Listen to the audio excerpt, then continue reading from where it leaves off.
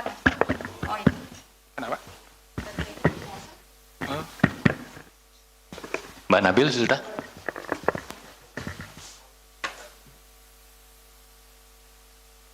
Oke.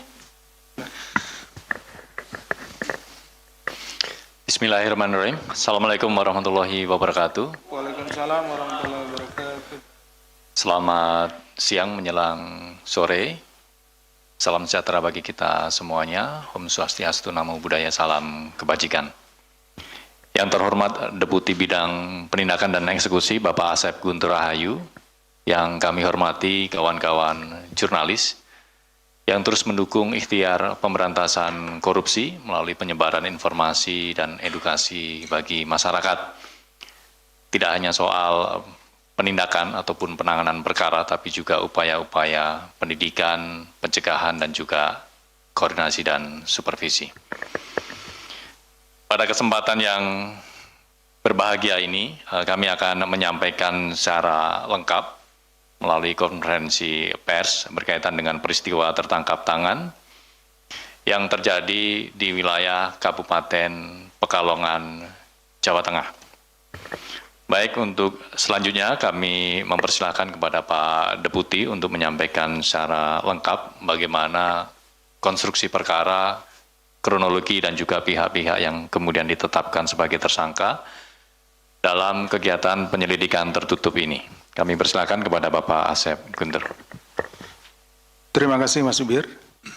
Bismillahirrahmanirrahim. Assalamualaikum warahmatullahi wabarakatuh. Waalaikumsalam. Selamat sore dan salam sejahtera bagi kita sekalian.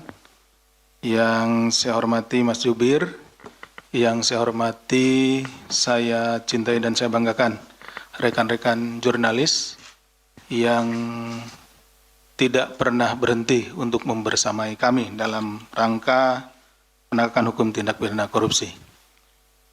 Pada kesempatan sore hari ini, seperti tadi disampaikan Mas Jubir, izinkan kami menyampaikan pointers terkait dengan peristiwa tertangkap tangan terduga pelaku tindak pidana korupsi terkait dengan pengadaan barang dan jasa dan pengadaan lainnya di Kabupaten Pekalongan tahun 2023 sampai dengan tahun 2026. Pada hari ini Rabu, tanggal 4 Maret tahun 2026, KPK akan menyampaikan informasi lengkap terkait kegiatan yang diawali dengan penyelidikan tertutup, yang dilanjutkan dengan proses tertangkap tangan, dan menemukan bukti permulaan yang cukup atas peristiwa dugaan perbuatan melawan hukum para terduga pelaku tindak pidana korupsi terkait dengan pengadaan jasa, outsourcing, dan pengadaan lainnya di lingkungan pemerintah kabupaten atau PMK Pekalongan tahun anggaran 2023-2026. Adapun konstruksinya sebagai berikut, bahwa 1 tahun setelah saudari FAR dilantik sebagai Bupati Pekalongan untuk periode 2021-2025, jadi berarti 1 tahunnya itu tahun 2022 ya. Dan kemudian yang bersangkutan terpilih untuk periode kedua tahun 2025-2030, saudara ASH yang merupakan suami Bupati sekaligus anggota DPRD Pekalongan periode 2024-2029 bersama dengan saudara MSA yang merupakan anak Bupati diketahui mendirikan perusahaan bernama PT RNB. Jadi 1 tahun setelah saudari FAR ini menjabat sebagai Bupati Pekalongan periode pertama, yaitu berarti di tahun 2022. Nah, ini suami dan anaknya kemudian mendirikan perusahaan bernama PT RNB. PT RNB merupakan perusahaan yang bergerak di bidang penyediaan jasa yang turut aktif menjadi vendor dalam pengadaan barang dan jasa PBJ di lingkungan pemerintah Kabupaten Pekalongan. Nah, di sini rekan-rekan mulai terjadi adanya konflik ya, mulai ini. Kalau membentuk perusahaan saja itu belum jadi permasalahan, tetapi ketika ada pejabat yang di situ punya perusahaan atau yang berafiliasi, ada keluarganya, kemudian ikut ya, atau turut aktif menjadi vendor dan pengadaan barang dan jasa di tempatnya bekerja. Ini yang menjadi titik awal permasalahannya ya.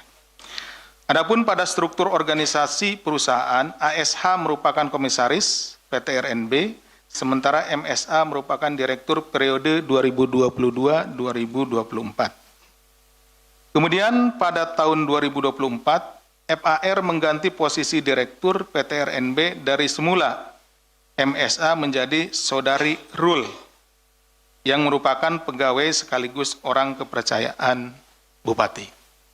Jadi MSA ini diganti, ya, diganti oleh orang kepercayaan dari Bupati.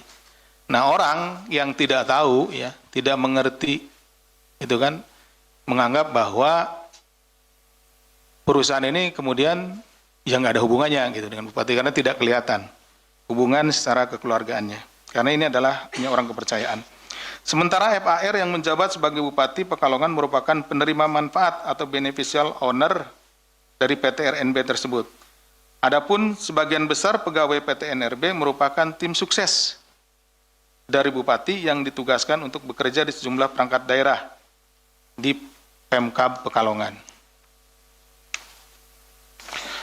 Setelah 1 tahun beroperasi, sepanjang tahun 2023-2026, PT RNB kemudian mendapat proyek pekerjaan pengadaan jasa outsourcing di sejumlah perangkat daerah Pemkab Pekalongan. Jadi tadi diawali PT RNB itu dibentuk oleh suami dan anak dari Bupati, ya. Kemudian turut serta aktif dalam pengadaan barang dan jasa dan pada akhirnya mendapat pekerjaan pengadaan barang dan jasa. Nah, ini disinilah titiknya ya, rekan-rekan.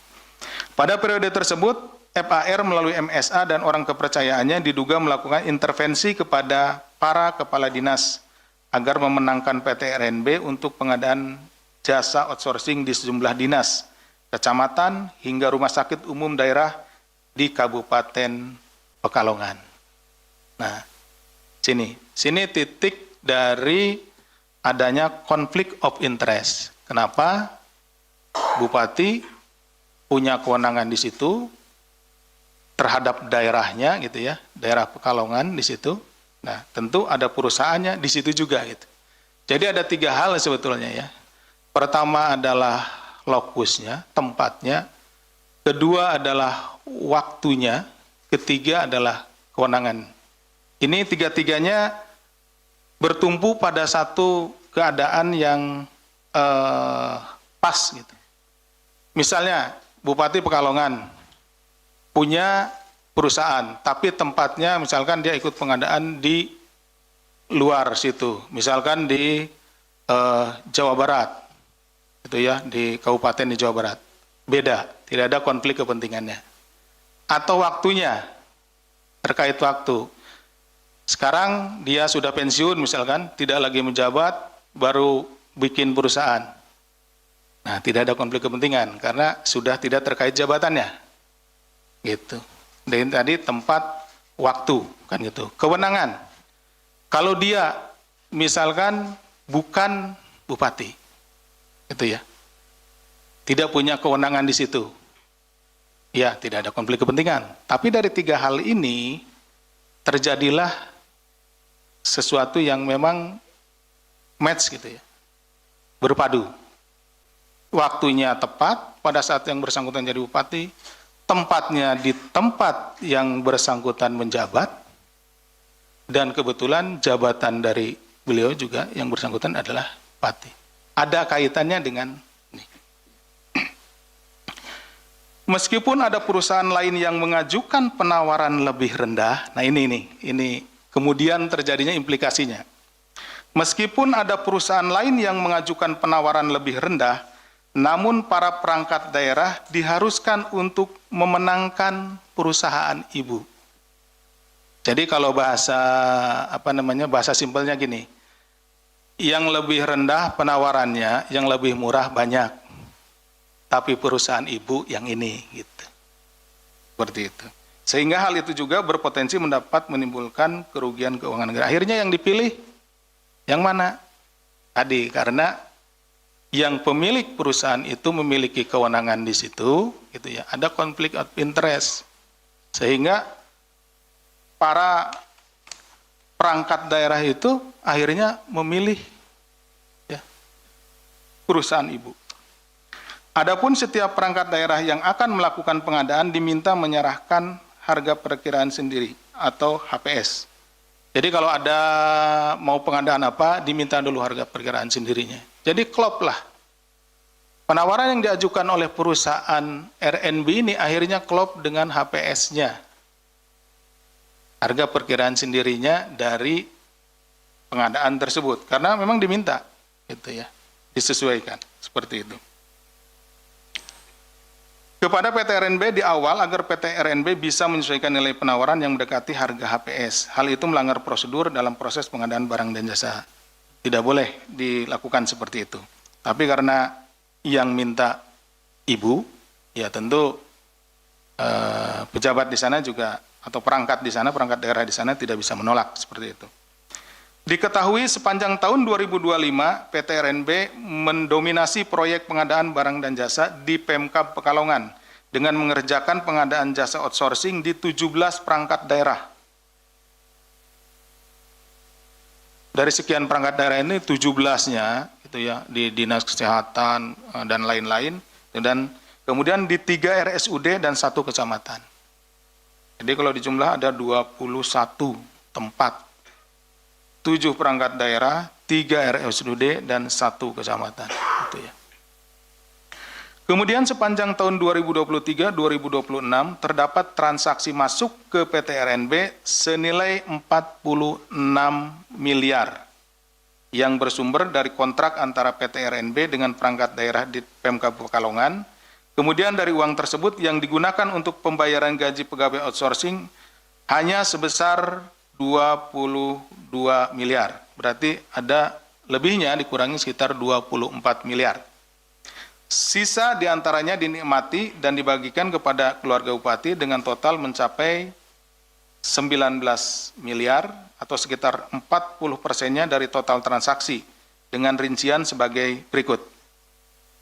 Saudari FAR sebesar 5,5 miliar, saudara ASH sebesar 1,1 miliar, saudari RUL sebesar 2,3 miliar, saudara MSA sebesar 4,6 miliar, dan saudara MHN anak bupati sebesar 2,5 miliar. Kemudian dilakukan penarikan tunai sekitar 3 miliar, di mana pengelolaan dan distribusi uang tersebut diatur oleh FAR. Jadi mengelola uang masuk berapa, jadi penagihan, kalau ada dinas yang belum membayar, langsung perintah ibu segera dibayar, seperti itu. Ya. Pengelolaan dan distribusi uang diatur oleh FAR, pengaturan dilakukan melalui komunikasi WA Group bernama belanja RSUD. Ini kalau yang di RSUD, tadi kan ada 3 RSUD.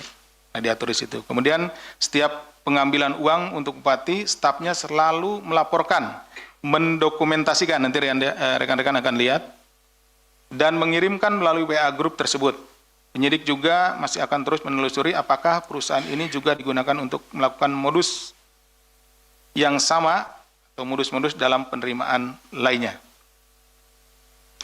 Terhadap peristiwa tertangkap tangan pada tanggal 2-3 Maret 2026, KPK selanjutnya mengamankan 14 orang di sejumlah lokasi dengan rincian 10 orang yang diamankan pada hari Senin tanggal 2 Maret 2026 di wilayah Pekalongan dan dibawa ke Jakarta, yaitu saudari RUL, Direktur PT RNB 2024 sampai dengan sekarang, saudara ANG selaku staf bupati, saudara BER selaku staf bupati, saudara Dew selaku staf bupati, saudara MYA selaku sekretaris daerah Kabupaten Pekalongan, saudara RYN pelaksana tugas Direktur RSUD KSSI Pekalongan, saudara HRM selaku Kepala Bagian Umum Setda Kabupaten Pekalongan, saudara BRM selaku Camat Karanganyar, Saudara MDR selaku Kepala Dinas Pekerjaan Umum Kabupaten Pekalongan dan Saudara AUL selaku Ajudan Bupati 10 orang. Kemudian 3 orang yang diamankan di Semarang pada Selasa 3 Maret 2026 dini hari yaitu Saudari FAR selaku Bupati Pekalongan periode 2021-2026, 2025 dan 2025-2030. Saudari HNI selaku Kabag di Pemkab Pekalongan, yaitu orang kepercayaannya Bupati. Kemudian satu lagi, Saudari FIA selaku Ajudan Bupati. Ketiga orang tersebut selanjutnya dibawa ke Jakarta untuk dilakukan pemeriksaan. Kemudian 1 orang lainnya datang ke kantor KPK setelah dihubungi oleh tim KPK, ya Saudara MSA selaku Direktur PT RNB sekaligus anak dari Bupati. Ya. Dalam pemeriksaan intensif yang dilakukan, FAR menerangkan bahwa dirinya berlatar belakang sebagai musisi, ya bukan seorang birokrat. Ini yang disampaikan oleh Saudari FAR. Serta dengan demikian, Saudara FAR tidak memahami hukum dan tata kelola pemerintahan daerah. FAR mengaku urusan teknis birokrasi diserahkan kepada sekretaris daerah, sementara dirinya lebih banyak menjalankan fungsi seremonial di lingkungan Kabupaten Pekalongan. Itu yang disampaikan oleh Saudari FAR pada saat memberikan keterangan. Hal ini tentunya bertentangan dengan asas presumptio aures de iure, teori fiksi hukum. Terlebih FAR adalah seorang bupati atau penyelenggara negara selama 2 periode, serta 1 kali menjabat sebagai wakil bupati periode 2011-2016. Sehingga sudah semestinya FAR memahami pelaksanaan prinsip-prinsip good governance pada pemerintah daerah.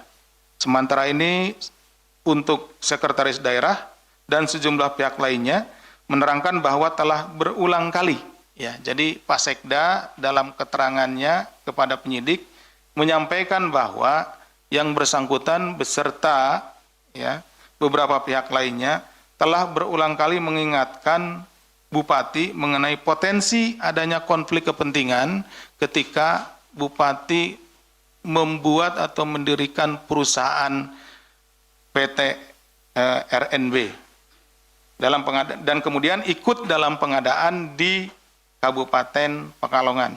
Meski demikian, praktik itu tetap saja dilakukan oleh Bupati. Jadi para pegawai atau pejabat yang ada di lingkungan pemerintah Kabupaten Pekalongan sebetulnya ya sudah mengingatkan kepada Ibu Bupati terkait dengan kemungkinan adanya konflik kepentingan, tetapi peringatan yang disampaikan tidak diindahkan dan tetap menjalankan sesuai dengan keinginannya. KPK melalui fungsi koordinasi dan supervisi juga telah secara intens memberikan pendampingan kepada pemerintah Kabupaten Pekalongan.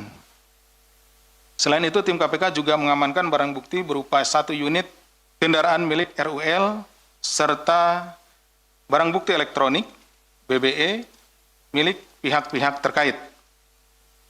Terkait dengan penetapan dan penahanan tersangka.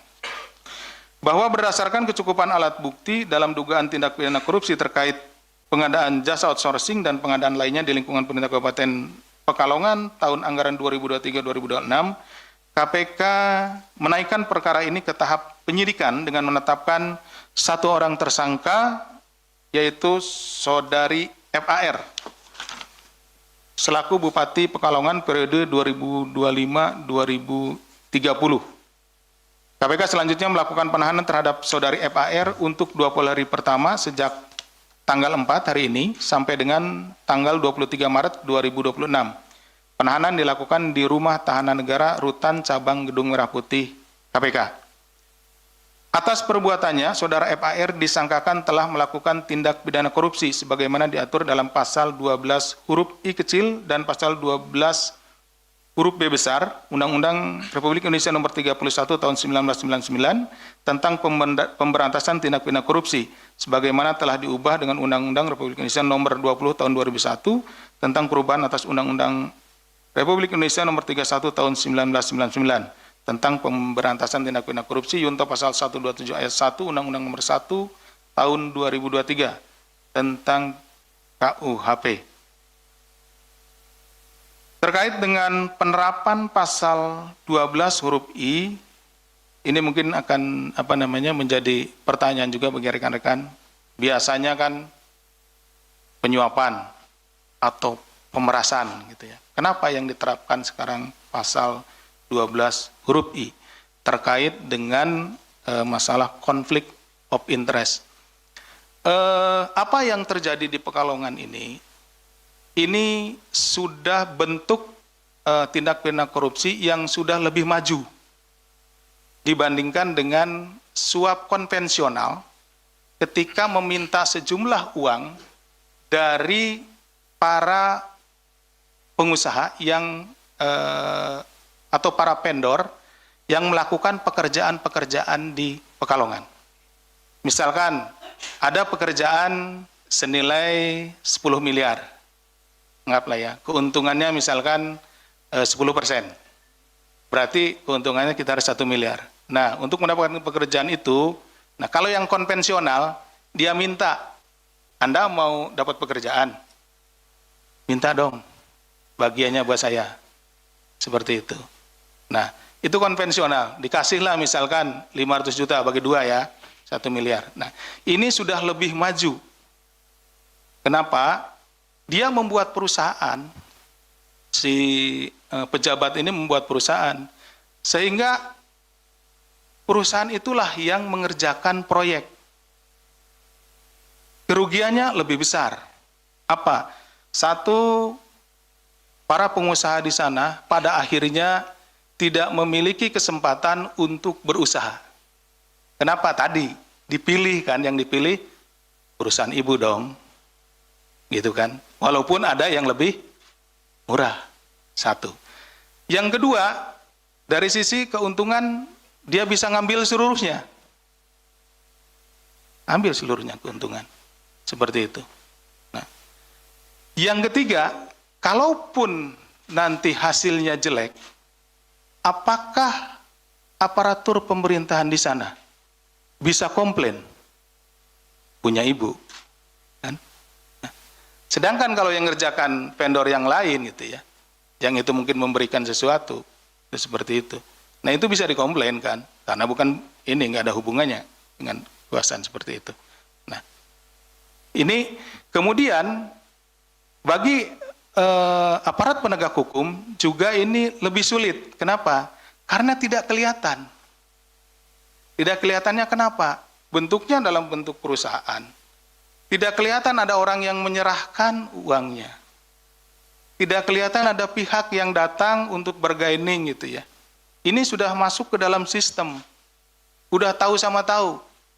Ini kan sistemnya kan e-procurement. Misalkan pengadaan tadi outsourcing, tinggal milih perusahaan mana, diklik, tinggal klik perusahaan ibu, kan seperti itu. Ini sudah lebih sulit. Makanya itu kenapa kami harus menghadirkan hampir puluhan orang ke sini, karena ini sudah masuk ke sistem, sudah sulit kalau tidak digali secara maksimal. Kami sangat beruntung pada kali ini kita bisa membedahnya. Kemudian kerugiannya pun sangat besar, rekan-rekan. Tadi rekan-rekan bisa perhatikan bahwa dari kurun 2023 sampai 2026 awal ya, itu sekitar 46 miliar. Atau setelah dipotong untuk bayar pegawai 22, ada 24 miliar. 24 miliar rekan-rekan, itu kalau dibuatkan rumah layak huni untuk masyarakat di Pekalongan dengan indeks per rumah 50 juta rupiah, itu bisa sekitar 400-an rumah. Kalau dibikin jalan kabupaten yang biaya per kilometernya 250 juta, itu sekitar 50-60 kilometer. Yang 24 juta itu, bayangkan, kalau itu bisa digunakan untuk kepentingan masyarakat. Seperti itu. Kami juga ingin menjelaskan bahwa dalam beberapa peristiwa tertangkap tangan sebelumnya seringkali terkait dugaan tindak pidana korupsi, suap menyuap atau pemerasan, di mana pada tindak pidana suap menyuap perbuatan yang dilarang adalah perbuatan memberi atau perbuatan menerima sesuatu, baik hadiah atau janji, sehingga pada saat konvers selalu ditampilkan uang atau barang yang diterima oleh penyelenggara negara untuk menggerakkan agar melakukan atau tidak melakukan sesuatu dalam jabatannya yang bertentangan dengan jabatan. Ini tidak kelihatan karena uangnya langsung masuk ke rekening. Rekeningnya rekening perusahaan. Dari rekening itu, segera sama mereka itu digeser dalam bentuk lain. Nanti kelihatan. Ada properti, kemudian juga ada alat kendaraan ya. Ada beberapa kendaraan, kemudian alat komunikasi dan lain-lainnya gitu kan. Seperti itu. Jadi hampir-hampir kita susah gitu ya ngetrisnya. Ini untung saja kami pada kesempatan ini juga mengucapkan terima kasih yang sebesar-besarnya selain kepada warga masyarakat Pekalongan yang berani untuk melaporkan ini, kemudian juga kami sangat berterima kasih dan atas dukungan dari PPATK karena tanpa kita bisa mengikuti alur uang, alur masuk ke rekening perusahaan itu, alur keluar, kita tidak akan bisa mengungkap perkara ini. Sementara dalam peristiwa tertangkap kali ini, Bupati Pekalongan diduga telah melakukan tindak pidana korupsi sebagaimana diatur dalam pasal 12 huruf I Undang-Undang Tipikor, sehingga penanganannya mengacu pada alat bukti yang ditemukan pada saat kegiatan tertangkap tangan, yaitu pada saat tim penyelidik menemukan peristiwa pidana, sesaat kemudian ditemukan benda-benda yang menjadi alat bukti dalam peristiwa pidana ini. Perlu kami sampaikan juga bahwa pasal 12 huruf I Undang-Undang Tipikor adalah delik formil sehingga cukup dibuktikan apakah perbuatan telah memenuhi rumusan delik tanpa harus melihat adanya akibat dari perbuatan tersebut. Sementara pasal 12 huruf I Undang-Undang Tipikor ini diterapkan kepada pegawai negeri atau penyelenggara negara yang dengan sengaja turut serta baik secara langsung atau tidak langsung dalam pemborongan, pengadaan atau persewaan yang ditugaskan untuk diurus atau diawasi. Jadi di sini Bupati seharusnya mengawasi setiap pembangunan yang dilakukan oleh vendor-vendor yang melakukan pekerjaan di wilayah hukumnya ya. Dalam hal ini di Kabupaten Pekalongan. Kalau ada yang kurang volume ya dicek supaya sesuai volumenya gitu ya. Kalau ada yang kurang bagus tidak sesuai dicek. Tapi ini justru dia turut serta tadi. Dengan perusahaan yang dibuatnya, dia ikut menjadi pelaksana. Sehingga para pejabat yang ada di sana menjadi kebingungan. Karena ya tadi harus memilih perusahaan ibu, itu seperti itu. Pasal 12 huruf I Undang-Undang Tipikor ini memberikan gambaran yang mencakup situasi terjadinya benturan kepentingan dan penyalahgunaan wewenang. Tadi sudah kami sampaikan bahwa ada kejadiannya pas waktunya pada saat yang bersangkutan menjabat, punya kewenangan ya dari sisi tempusnya, dan tempatnya juga tempat di mana yang bersangkutan itu memiliki kewenangan di situ. Serta bertujuan untuk mencegah terjadinya konflik of interest, benturan kepentingan, di mana pejabat menggunakan jabatannya untuk mendapatkan keuntungan pribadi yang menyebabkan ketidakadilan dan terjadinya korupsi dalam pengadaan barang dan jasa pemerintah.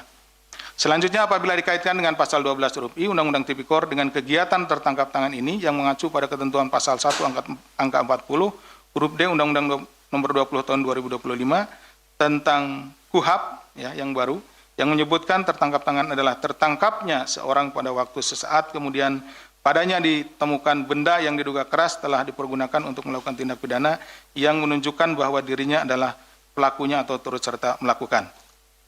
Bahwa benda-benda yang dimaksud di sini sebagaimana diatur dalam pasal 126 KUHAP, ya Undang-Undang nomor 20 tahun 2025, yaitu benda yang telah dipergunakan untuk melakukan tindak pidana korupsi, ada laptop, HP, dan lain-lain. Benda yang patut diduga telah digunakan untuk melakukan tindak pidana korupsi, dan benda lain yang dapat dipakai sebagai barang bukti. Berdasarkan ketentuan pasal 126 KUHAP tersebut, jika dikaitkan dengan kegiatan tertangkap tangan terhadap Bupati Pekalongan ini, maka penyelidik telah menemukan benda-benda yang diduga keras telah dipergunakan oleh pelaku atau dalam hal ini Bupati Pekalongan untuk melakukan tindak pidana korupsi.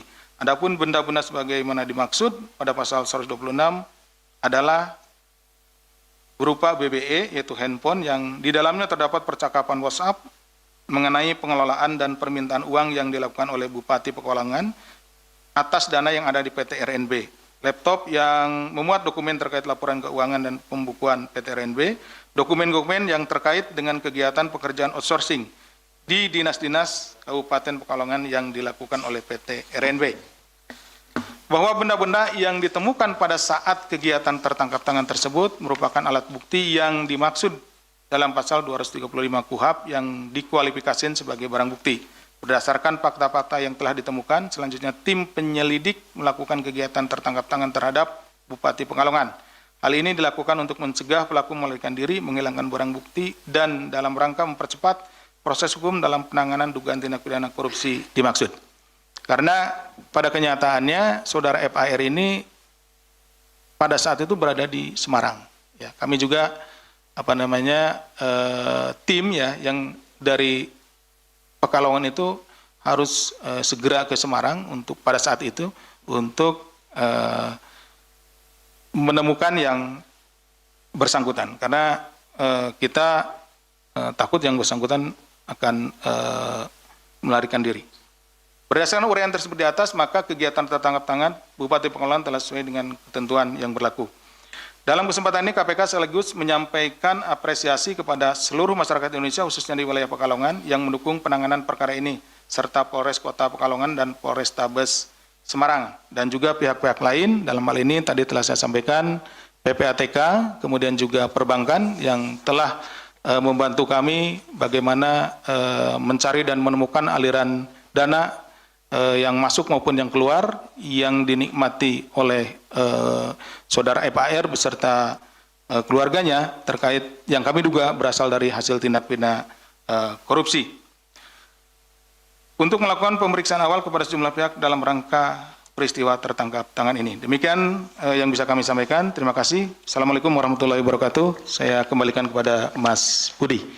Baik, terima kasih Pak Deputi yang telah menjelaskan secara lengkap bagaimana konstruksi perkaranya, kronologi peristiwa tertangkap tangan, dan juga pihak yang ditetapkan sebagai tersangka berdasarkan kecukupan alat bukti yang bermula dari proses penyelidikan tertutup dan ditemukan bukti permulaan yang cukup, maka kemudian KPK menaikkan perkara ini ke tahap penyidikan dan menetapkan saudari FAR selaku Bupati Pekalongan sebagai tersangka, yang kemudian KPK melakukan penahanan untuk 20 hari ke depan. Baik teman-teman media, tadi Bapak Deputi juga menyampaikan terkait dengan barang bukti yang diamankan dalam perkara ini, yaitu ada BBE, dokumen, dan juga laporan keuangan. Nah, ini kita akan menampilkan barang bukti dan juga barang-barang lain yang diamankan dalam perkara ini. Yang pertama, ini dari barang bukti elektronik, yaitu percakapan WhatsApp di grup yang dibuat oleh Bupati bersama para stafnya. Tadi disampaikan bahwa uang-uang yang dikelola oleh PT RNB ini, ya, pendistribusian, pengelolaannya semuanya diatur oleh Bupati, termasuk juga saat melakukan penarikan tunai. Nah, di mana pada saat melakukan penarikan tunai ini, staf selalu melaporkan dan juga mendokumentasikan.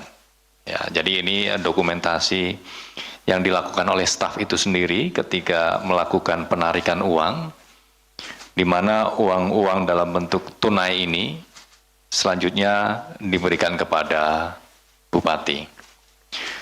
Tentunya selain uang tunai dari penarikan pengelolaan uang di PT RNB ini juga tadi sudah dijelaskan oleh Pak Deputi, ada beberapa yang kemudian didistribusikan, dibagi-bagi kepada para pihak, termasuk pihak-pihak keluarga dari Bupati. Ini ada beberapa dokumentasi ya. Berikutnya, karena memang Dari 2025 sampai dengan 2026 itu aktif melakukan penarikan, ya, aktif memberikan uang tunai kepada Bupati. Kemudian selain barang bukti elektronik yang meng-capture terkait dengan penarikan uang tunai untuk Ibu Bupati, ini juga tim mengamankan sejumlah kendaraan bermotor roda 4. Yang pertama ini kendaraan wuling ya, atas nama atau dalam penguasaan Saudari RUL yang merupakan Direktur PT RNB sekaligus orang kepercayaan Bupati. Kemudian ini ada beberapa mobil yang diamankan di pendopo atau di rumah dinas Bupati Pekalongan. Next, ada beberapa mobil. Terus,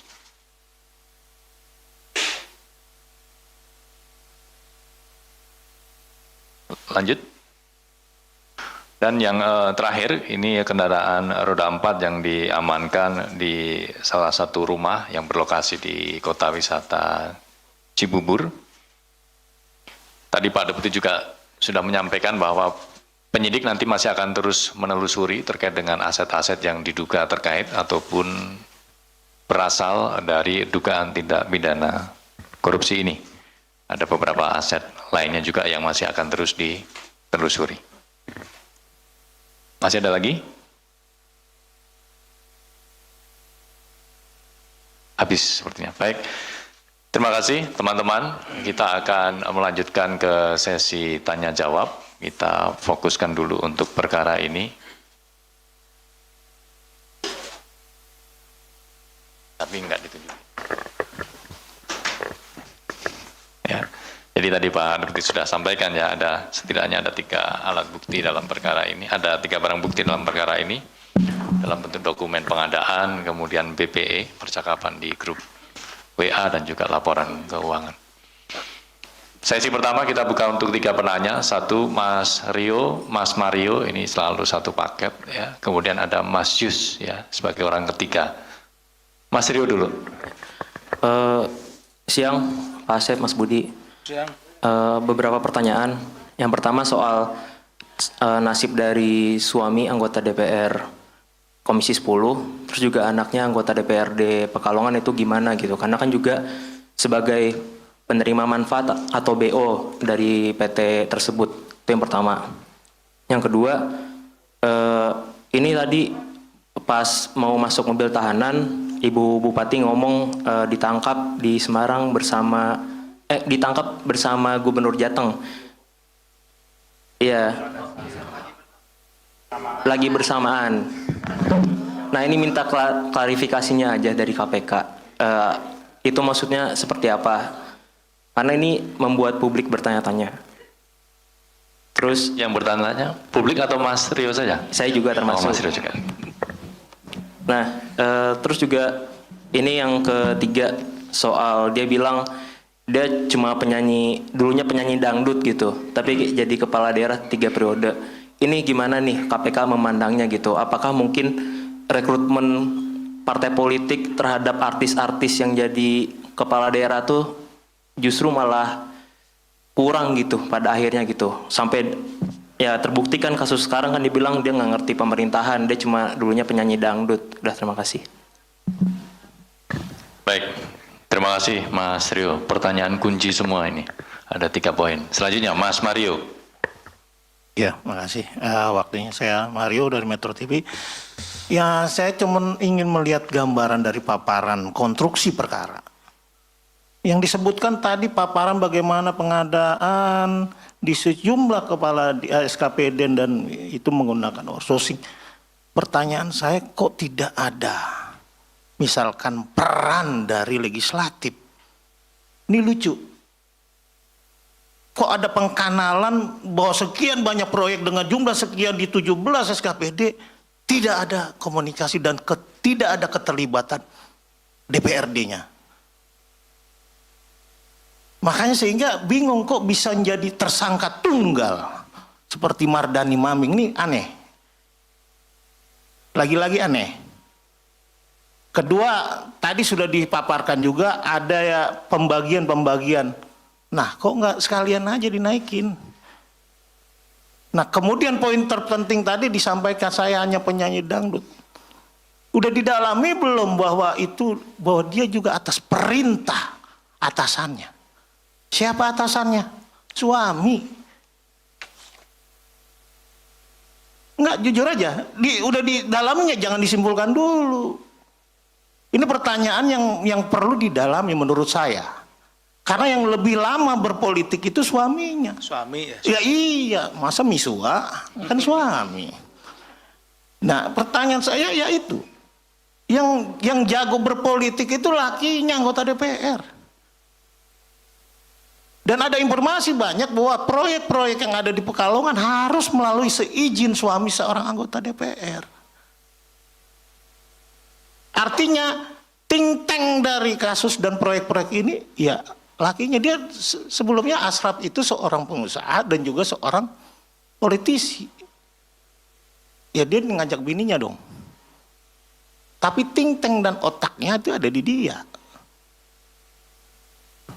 Nah, apakah KPK sudah mendalami itu? By design, dibilang katanya ini modus yang lebih baru, lebih maju dengan menggunakan perusahaan. Di Wali Kota Bima sudah dilakukan. Bagaimana Wali Kota Bima, Saudara Lutfi Iskandar itu melakukan hal yang sama. Yang menang perusahaan istrinya, perusahaan mertuanya, perusahaan air mineral, dan perusahaan sofa atau furniture untuk pengadaan-pengadaan dan IT. Nggak baru juga, gitu. Dan itu mudah sebenarnya. Yang ingin saya sampaikan, kok ada sekian banyak proyek DPRD nggak tahu. Satu, apakah itu sudah didalami? Kedua, bagaimana pengakuan itu sudah didalami? Tidak, bahwa tidak ada sama sekali keterlibatan DPRD, kemudian tidak ada peran dari suaminya dalam sekian rangkaian banyak proyek.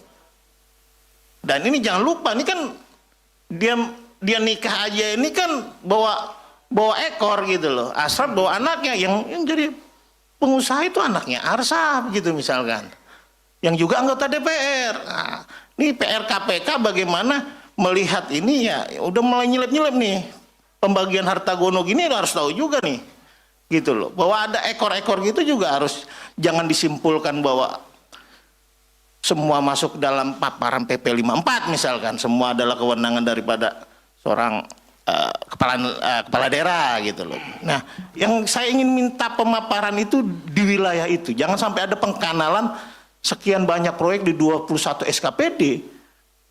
Kok nggak ada tuh melibatkan DPRD atau mengetahui anggota DPRD, sama sekali nggak tahu. Itu agak lucu. Dicek dong, di situ kan ada anaknya misalkan gitu loh, ada anak tirinya gitu. Dan bahwa benar nggak ada bahwa dia tidak mengetahui, itu kan bisa ketahuan. Artinya bahwa pertanyaan saya, apa ini berhenti di satu orang dari sekian 21 pengadaan gitu loh? Ini yang agak lucu gitu, jangan sampai juga kasus ini menjadi ya produk-produk yang kayak kemarin hasil revisi gitu loh. Ada tersangka tunggal, AWK 101 tersangka tunggal, kasus Mardani Maming tersangka tunggal. Jadi agak lucu nih kasus korupsi ini goib semua gitu loh. Jadi satu semua. Jadi kalau ada kasus korupsi harus tersangkanya satu, nggak lucu juga gitu. Ada penjelasan yang menjelaskan lebih objektif paparannya seperti apa. Kok bisa nggak tahu DPRD? Cek dulu. Artinya bahwa pengembangannya harus memang diketahui ke arah sana. Kemudian bagaimana peran-peran yang lain di keluarga itu. Itu aja, makasih. Baik, terima kasih Mas Mario. Selain pertanyaan, banyak juga informasi yang disampaikan. Terima kasih Mas Mario. Lanjut Mas Yus. Baik, Justinus dari Berita 1. Selamat sore Pak Asep, Mas Budi. Mungkin pertanyaan pertama itu mungkin hanya mempertegas saja tadi. Sebenarnya status dari pihak-pihak yang menikmati uang itu, suami, anaknya, dan orang dekat itu seperti apa? Apakah mereka nanti akan dijerat juga, bisa dijerat dengan pasal yang sama ataukah dengan pasal yang lain? Karena mereka juga ikut terlibat dalam uang yang diperoleh dari perusahaan itu. Terus yang kedua terkait perusahaannya itu sendiri, karena ini kan perusahaan kan menjadi tempat mereka untuk melakukan dugaan tindak pidana korupsi.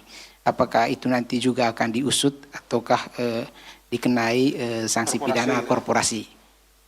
Terus yang berikutnya terkait dengan pasal 12I ini.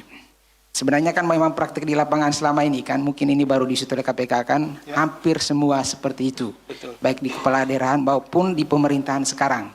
Bahwa ada dugaan untuk proyek-proyek itu dikerjakan oleh orang-orang dekat, baik itu dekat secara keluarga, secara partai politik, secara organisasi, dan juga kedekatan-kedekatan lainnya. Nah, apakah ini nanti menjadi langkah pertama KPK untuk mengusut juga proyek-proyek baik di pemerintahan pusat maupun di pemerintah daerah lainnya terkait dengan pasal konflik kepentingan ini? Terakhir terkait dengan mobil tadi itu, aset itu tadi. Mobil itu sebenarnya itu merupakan hasil dari 19 miliar itu atau bagaimana? Mobil. Ya, mobil barang bukti tadi itu, barang bukti aset itu. Kan tadi kan mereka menikmati 19 miliar itu dari keluar itu. Apakah mobil itu hasil dari itu ataukah dari mana sehingga mobil tersebut disita atau diamankan oleh KPK? Terima kasih. Baik, terima kasih Mas Yus. Mas Rio ada 3 pertanyaan, Mas Mario 3, dan Mas Yus ada 4, beberapa hampir sama terkait dengan status para pihak yang mendapatkan pembagian uang dan seterusnya. Pak Deputi sudah mencatat. Siap, Pak Deputi. Baik, terima kasih Mas Jubir. Terima kasih Mas Rio, Mas Mario, dan Mas Yus atas pertanyaannya. Ini ada beberapa yang sama, betul kata Mas Budi. Seperti pertanyaan Mas Rio yang pertama. Ini nasib suami dan juga anaknya kan gitu ya. Yang tadi di awal disampaikan bahwa yang bersangkutan itu mendirikan perusahaan RNB. Nah begini rekan-rekan. Pasal yang diterapkan saat ini adalah pasal 12 huruf I. Itu terkait dengan conflict of interest atau benturan kepentingan. Jadi titiknya di sini ya. Titiknya itu adalah siapa yang punya konflik kepentingan di situ. Tadi saya sudah jelaskan itu ada 3 hal. Pertama, waktunya, tempatnya, dan kewenangan yang dimilikinya. Kan gitu. Diuji di situ. Nah, perusahaan itu RNB ini bergerak di Pekalongan. Mengerjakan pekerjaan di pemerintah Kabupaten Pekalongan. Pada saat itu yang menjabat sebagai bupatinya adalah saudari FAR. Nah, gitu. Kemudian yang berkonflik kepentingan itu adalah saudari FAR. Karena dia sebagai kepala daerah di situ, dia punya kewajiban untuk melakukan pengawasan atau controlling terhadap seluruh kegiatan pengadaan atau pekerjaan yang ada di wilayah hukumnya Pekalongan tersebut. Seharusnya kalau dalam sepak bola itu, wasit itu nggak boleh ikut main. Itulah gampangnya kan seperti itu. Nah ini ikut main. Jelas lah. Itu kan seperti itu. Nah tadi kan ada beberapa yang mengatakan, ya mau bagaimana lagi? Ada yang lebih murah sih Pak. Tapi kan ini perusahaan ibu. Nah, bilangnya ibu karena si para pegawai yang ada di situ, secara struktural dia merupakan bagian dari pemerintahan Kabupaten Pekalongan. Gampangannya bosnya ya ibu bupati itu gitu. Bosnya punya perusahaan ya pastilah. Apalagi disuruh sama bosnya kan, pilih ini jangan sempat ini. Memang ada Mas Mario betul. Tadi suaminya ikut bikin perusahaan. Kemudian juga anaknya di beberapa keterangan disebutkan dia anggota DPR betul di situ. Ya di Kabupaten Pekalongan itu ikut juga menyampaikan. Hanya dalam konteks perkara ini, kemudian kita dalam waktu 1 kali 24 jam harus menetapkan tersangka. Tentu pasal yang dipersangkakan dan kecukupan alat buktilah yang menentukan siapa yang harus ditetapkan sebagai tersangka. Tapi bukan berarti sampai di sini. Setelah penyidikan ini nanti berjalan, ya kita lihat nih kecukupan alat bukti yang lainnya. Gitu ya. Untuk orang-orang yang lainnya, person-person yang lainnya, kita juga tentu setelah nanti cukup, pasalnya mungkin bisa pasal yang berbeda, karena dia tidak punya kewenangan di situ, ya kita akan tetapkan seperti itu. Termasuk juga tadi terakhir dari Mas Yus menyatakan, bagaimana Pak perusahaannya? Nah, betul. Ketika perusahaan ini hanya digunakan sebagai sarana untuk korupsi, tentu nanti bisa ditetapkan korporasi gitu ya, seperti itu. Dan karena tadi juga saya sampaikan bahwa uang masuk kemudian uang keluar, mereka artinya dirubah bentuk gitu ya, sudah masuk kategori merubah, menyimpan dan lain-lainnya, pasti pertanyakan TPPU kan. Nah seperti itu. Nanti kita akan terus ini bergerak perkaranya. Jadi mohon sabar ya, Mas Mario. Alhamdulillah banyak masukan seperti disampaikan tadi oleh Mas Jubir. Tentunya kami juga karena ini jarang-jarang gitu ya. Maksud saya sudah hal yang maju itu jarang-jarang ini digunakan. Kenapa? Karena sudah lebih maju. Jarang yang tadi Mas Yus juga sampaikan banyak di beberapa tempat gitu kan. Karena mereka semuanya mungkin merasa takut, merasa ini. Nah, dikasih dulu ininya ke Mas Mario, mau nanti nyampaikan. Begitu ya Mas Mario, Mas Yus, tenang, tapi ini baru Mas Rio ya, Mas Mario nanti. Nah, sehingga kita juga memerlukan dukungan dari teman-teman ini untuk membongkar yang jenis-jenis seperti ini itu kan. Tidak mudah. Ini yang Mas Rio. Kemudian tadi disampaikan ya Mas Rio ya, ditangkap bersama Gubernur Jateng di Semarang itu. Selama kami ada di posko itu nggak ada informasi itu. Gitu. Ini kami sampaikan aja. Tapi saya kurang tahu kalau si ibunya apakah seperti apa gitu. Tapi di posko itu kan komunikasi langsung terus dengan kami. Yang ada di lapangan dengan yang di posko. Tidak ada informasi seperti itu. Kalau di Semarang betul. Karena pada akhirnya setelah dari Pekalongan itu, tim ada yang bergerak ke Semarang. Bahkan hampir kehilangan yang bersangkutan gitu. Tapi di hampir tengah malam baru ketemu. Tengah malam itu baru ketemu dan bisa diamankan.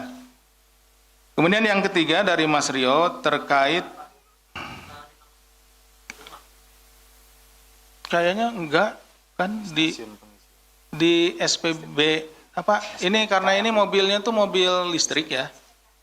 Nah itu SPKLU. Nah dia sedang ngecas itu gitu.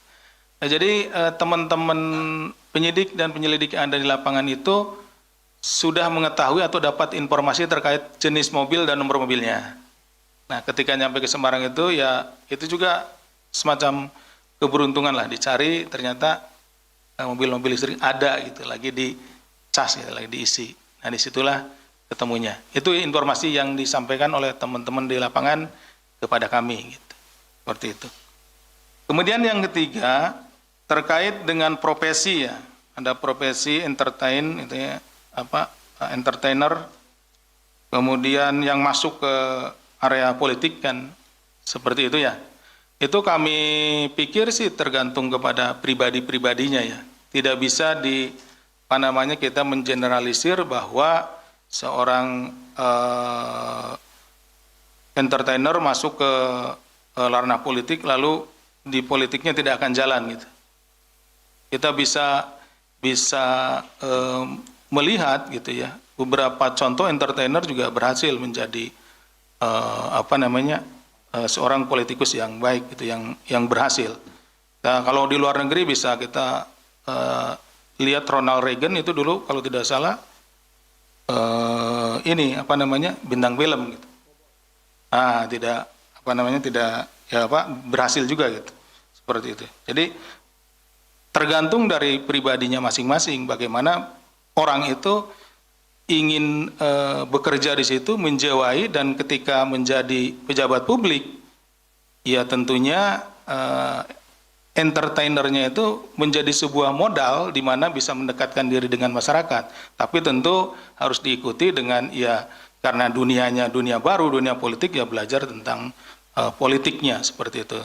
Dan banyak juga yang berhasil yang saat ini ada di DPR, banyak entertainer yang ada di sana. Saya pikir juga beliau-beliau sangat berhasil. Ini tergantung kepada individunya. Mas Mario, peran dari legislatif. Saudara FAR juga sebelumnya itu kalau tidak salah dari riwayatnya ya, sebelum anggota menjadi wakil bupati, kemudian jadi bupati, ini periode yang kedua ya, Mas Mario, itu juga di DPRD sana gitu ya, berkecimpung. Tentu ada kolega-koleganya yang dikenal di sana. Dan kalau yang aktif secara langsung, ya putranya gitu ya, yang tadi di Mas Mario sampaikan itu masuk di bagian dari yang menjabat di perusahaan RNB itu, gitu. Dan dia juga mendatangi, ini keterangan-keterangan yang ada ya. Kami sampaikan sedikit mungkin ya untuk menambah penjelasan. Jadi dia aktif gitu. Hanya tadi, Mas Mario, dengan penerapan pasal yang 12I, kemudian kita fokusnya kemana, inti dari pasal itu, pemenuhan unsur pasalnya, gitu ya. Nah, terkait dengan konflik of interest dan lain-lain. Nah, yang ini tinggal setelah pengembangan ya, di penanganan perkara ini tentu penyidikan. Nanti akan lakukan penyidikan. Nanti Mas Mario tunggu.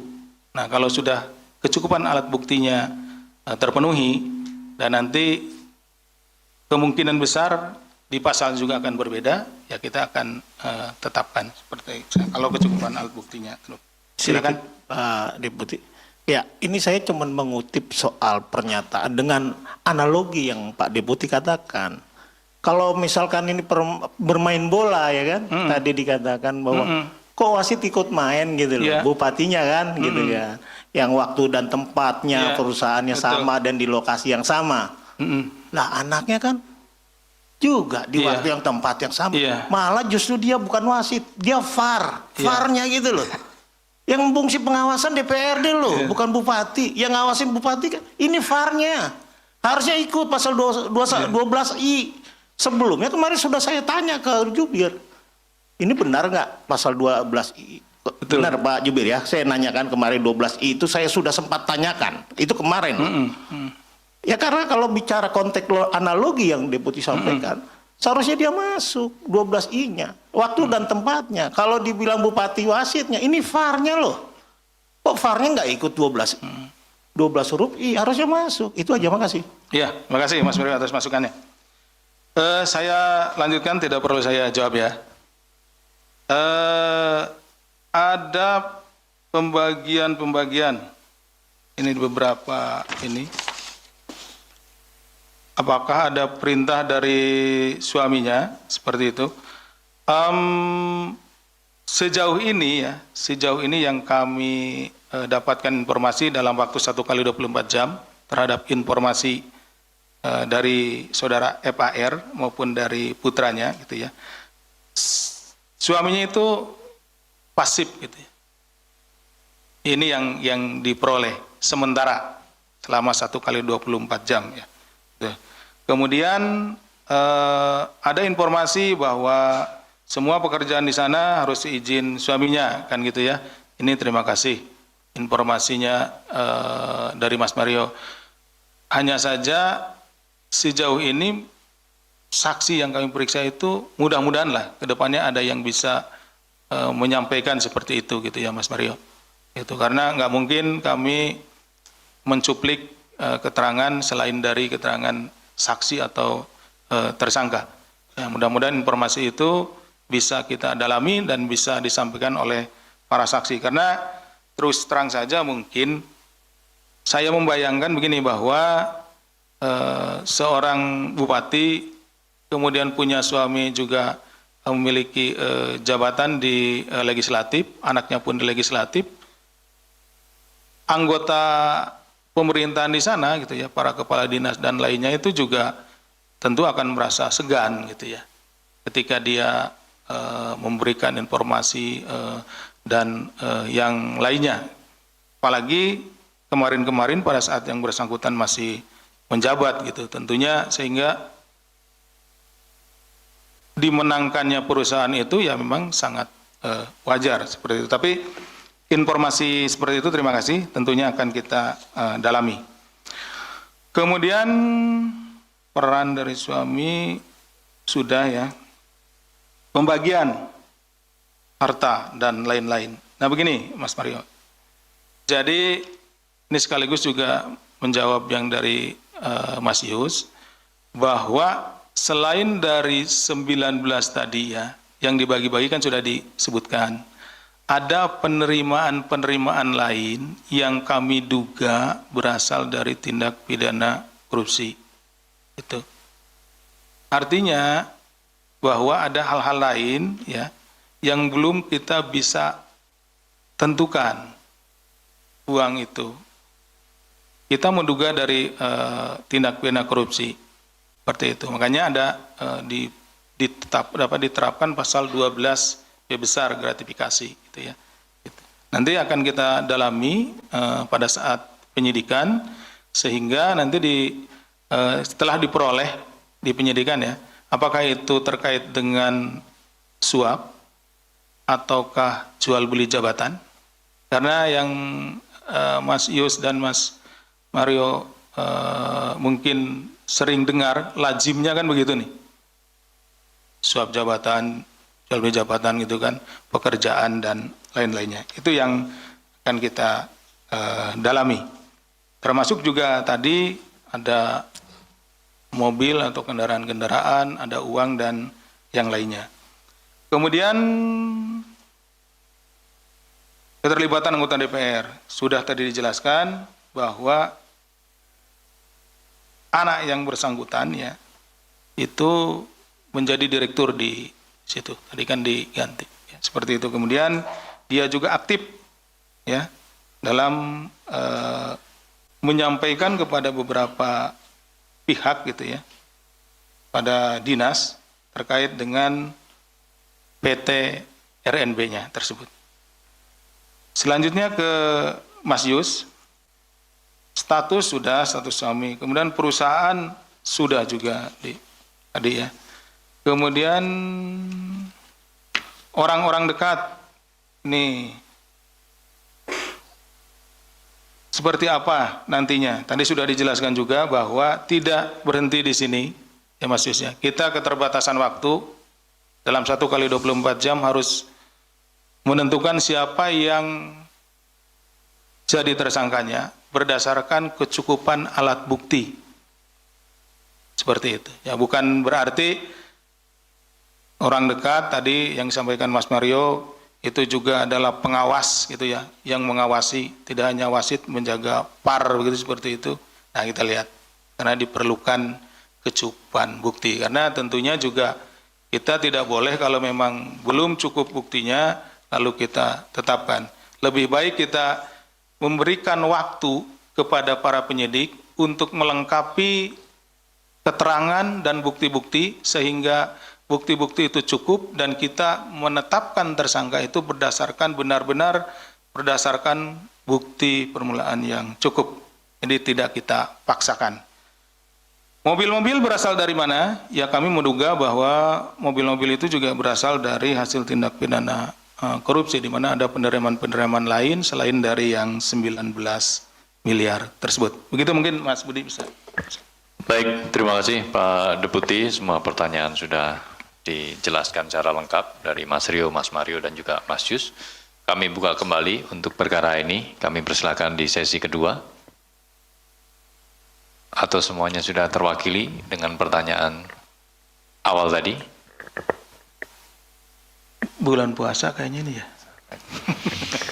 Baik, teman-teman, terima kasih untuk kegiatan konferensi pers hari ini. Demikian penyampaian dari kami terkait dengan peristiwa tertangkap tangan adanya dugaan tindak pidana korupsi yang berkaitan dengan pengadaan barang dan jasa, yaitu outsourcing di wilayah pemerintah Kabupaten Pekalongan, di mana KPK kemudian menyampaikan terkait dengan penetapan tersangka dan penahanannya untuk 20 hari ke depan terhadap tersangka saudara FAR selaku Bupati Pekalongan. Kami tutup, terima kasih Pak Deputi, terima kasih teman-teman jurnalis. Wabillahi taufik walhidayah. Wassalamualaikum warahmatullahi wabarakatuh. Waalaikumsalam warahmatullahi wabarakatuh. Selamat berbuka puasa bagi rekan-rekan yang menjalankan puasa.